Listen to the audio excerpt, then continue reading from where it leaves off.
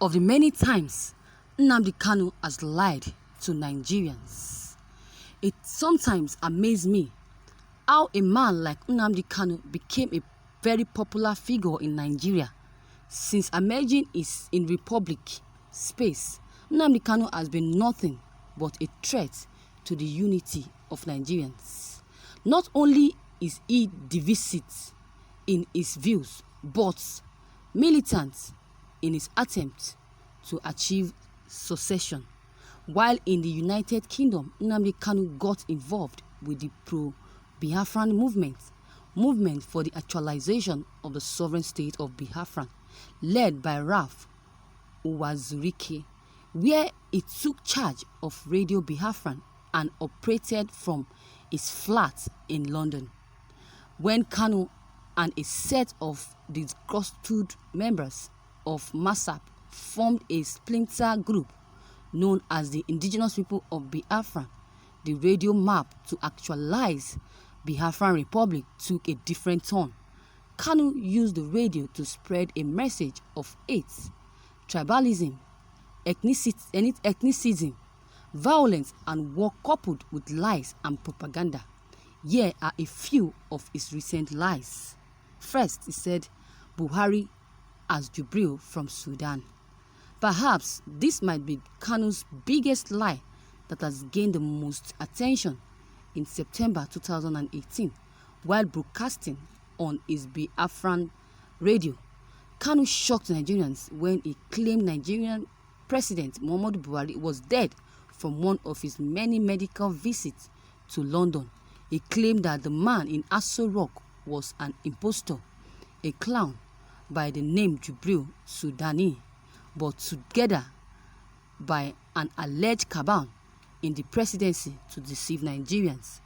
Even though Kanu's claim initially seemed laughable at first, but it soon got the approval of few anti-Buharists. Femi Fani-Kayode, a former Minister of Aviation under President Olusegun Obasanjo, and Reno Omokri, a former aide to President Goodluck Jonathan, who along with Kanu have shared photos on social media suggesting a change in the physical future of President Muhammadu Buhari. 2. Nnamdi Kanu at the United Nations General Assembly. Days before the commencement of the 74th United Nations General Assembly held last year in New York, the media was awash with the news that Nnamdi Kanu would be leading a delegation to the assembly to plead the cause of the Biafran secessionist movement. A press statement released afterwards by IPOB boasted that Nnamdi Kanu was a speaker at the meeting. As at today, there is no evidence to prove that Nnamdi Kanu was at the UNGA. Checks, however, suggest he was nowhere near New York, as no single report, picture or video, real or Photoshop, has emerged. Besides, all the speeches delivered at the meeting have been made public on UNGA website, but none of Nnamdi Kanu or IPOB members. 3. Nnamdi Kanu at parents' burial. Following the burial of his parents, Eze, Israel, Okun Kanu, and Ngozi Lassi Kanu, in his hometown of Isiama Afaruku community in Umuahia North local government of Abia State, Kanu publicly declared that he was in attendance as the first son in accordance with the custom and traditions of the community. He claimed that the burial was not first time visiting Nigeria. He said that Nnamdi Kanu soon afterwards, IPOB members began to brandish a lurid photo showing Nnamdi Kanu look-alike to confuse Nigerians into believing that Nnamdi Kanu was there at the burial. How possible would it have been for Nnamdi Kanu to attend the funeral and not one picture or video could show him. Not even the governors, lawmakers, and other dignitaries in attendance could testify to his attendance. Let's assume he chose to hide from security agents to avoid being arrested, as the government has declared him a fugitive, while has no photo or video to suggest his presence being released by his propaganda machinery till date. 4. Buhari broadcasting from Cuba. Soon after President Muhammadu Buhari's coronavirus live television broadcast, Kanu emerged again with another claim that the broadcast was done in a basement of an unnamed hotel in Cuba. Kanu claimed that a branch of his group uncovered plans by an alleged cabal in Aso Rock to create a replica of the basement of the hotel in Havana, Cuba, where alleged Buhari impostor Jubril recorded a poorly scripted video that aired on NTA. A week earlier, following the revelation that President Muhammadu Buhari, Chief of Staff KYARI, had contracted the novel COVID-19, Nnamdi Kanu had claimed that both KYARI and Buhari had been flown to Cuba for treatment.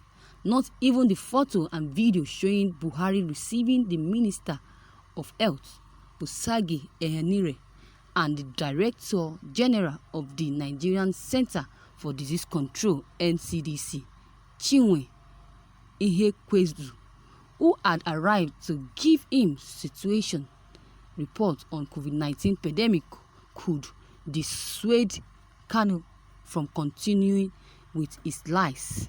5. KYARI was cremated in Kuma. Moments after KYARI's death was announced, Kanu assumed his actual theatrics by claiming that KYARI had died 2 weeks ago before the announcement, and his body was cremated in Cuba. A week earlier, Kanu had claimed that both Buhari and KYARI were flown to Cuba, where they were to receive treatment for coronavirus.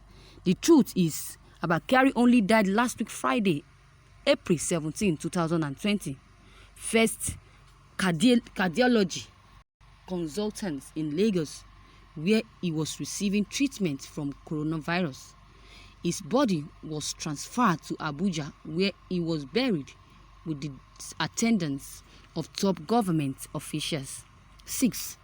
Obasanjo sick with COVID-19 virus. Kanu returned again to claim that Vice President Yemi Osinbajo, President Muhammadu Buhari's special advisor media and publicity, Femi Adesina, had become seriously sick after contracting the COVID-19 from KYARI. Osinbajo, who chaired both the Economic Sustainability Committee and NEC Special Committee to COVID-19, has been busy around the clock. His recent meeting with Buhari to discuss the country's economy concerning COVID-19 and his briefing of journalists after the meeting dismisses Kanu's allegation. In continuity of his false claim, the self-styled separatists claimed that the presidential office has been accessible since KYARI's death, has unlocked the door required KYARI's fingerprints. He also claimed Bill Gates and his wife Melinda want to kill Africans by forcing their COVID-19 vaccine on them. Nnamdi Kanu shenanigans knows no end. In an era when fact-checking is becoming common, Nnamdi Kanu continues to use his Radio Biafra and social media platform to spread falsehood and disinformation. These keep making these superior claims with no single thread of evidence to support them. But even more worrisome is that some people believed him. The governor of Ebonyi State, David Umahi, have described Kanu as the greatest scammer in Igbo land, using deceit to cause confusion in the Igbo land and not considering their adverse effects. Ogbonna Chigozie, a human relations expert and the Secretary General of Igbo United in the United Kingdom, has reiterated a countless number of times that Nnamdi Kanu only speaks for his personal enrichment and not for Biafran. His co-fellow supporters include a new generation who never witnessed the civil war but only read about it in history books or word of mouth from their parents and grandparents. For them, Nnamdi Kanu is the new messiah that will lead them to achieve Biafran Republic. It is understandable if the blogs and social media platform patronize Nnamdi Kanu's propaganda and lies, but it's saddening that the mainstream media would give attention and publicity to the utterances of a figure who frequently engages in deceptive and destructive propaganda. Thank you, viewers, for listening to this news. Wow.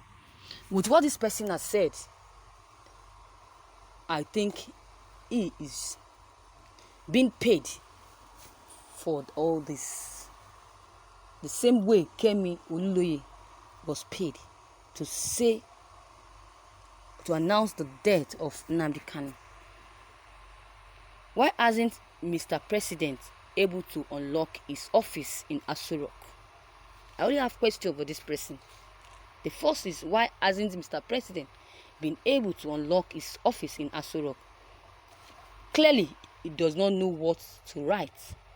Seriously, that guy isn't the president, I know for sure. I can't argue this issue he has raised in this article. Why are you abusing Nnamdi Kanu? Why are you saying such an insulting words to Nnamdi Kanu? Anybody can say whatever he wants to say about Nnamdi Kanu. It's everybody has his own opinion. That is what this person that wrote this article wish to say about Nnamdi Kanu. But it's now left for Biafrans to still believe it's none of anybody's business. But if truly that KYARI is not Jubilee, then how come he's still sitting there? He has not come out to say things or to address the country. Mazi Nnamdi Kanu has been a good leader even since I know him. Kanu is a trustworthy man. I've ever seen in Igbo land and Nigeria at large. Nnamdi Kanu had played major role to restore peace and unity across Biafran land. It's only Nnamdi Kanu that can stand firm and say the truth, no matter how bitter it may be. I love Nnamdi Kanu and his Biafran group. All hail Nnamdi Kanu. My friend, if you don't know what to say, you better keep quiet and stop blabbing and criticizing Nnamdi Kanu. I see as one of the antagonists, so to say. It may be you. Maybe you have collected money to criticize an innocent fellow. But I know that if Nnamdi Kanu sees all this, he will not respond. That is someone that has the fear of God. He will not respond, nor insult or give an insult to you. So viewers, with what you have heard, what is your take on this? Do you believe what this man says or not? Drop your comment below the comment box. If you believe or not, click on the subscription buttons as well as the bell button to receive updates whenever I publish new videos. And don't forget, share and like this news as well.